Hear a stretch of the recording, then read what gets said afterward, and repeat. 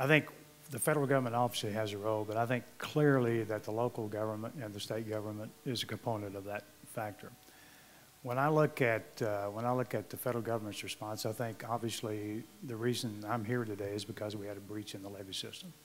So clearly the levees are a federal obligation, and as many have spoken today, is that those levees are now under repair. There is some debate and some question about how far should we go, but again, the 100-year flood protection is to be completed by 2011.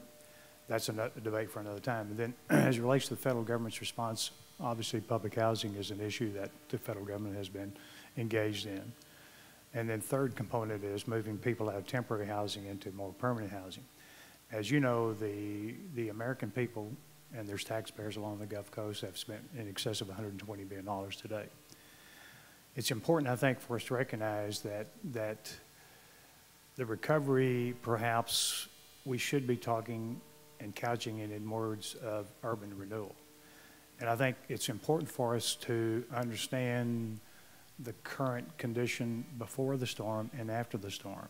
As you know, there were many challenges, especially in New Orleans and along the entire Gulf Coast before the storm. And I think those challenges remain today, not only in its infrastructure, but in its economic vitality. So I think the local, and I would say that I'm very encouraged by what I'm seeing, especially in New Orleans as it relates to community leaders speaking to quality of life issues, education, healthcare, criminal justice. I think that's very, very important, and also trying and attempting to diversify the economy. That creates jobs so people can, in fact, be back into their place. I think it's also important for us to remember that of some of the people that were evacuated, they have chosen to remain where they are.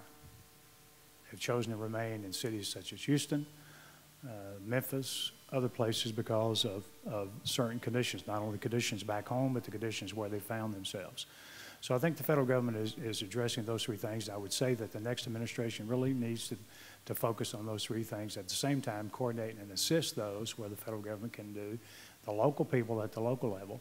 But as I've said publicly before, great cities, great communities, in my view, whether we're talking about San Jose, California, or Austin, Texas, or Birmingham, Alabama, are not great because of government.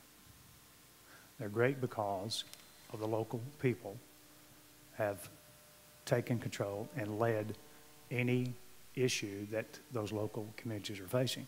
So the local government and the local leadership, both the private sector and the public sector, are very, very important to the recovery.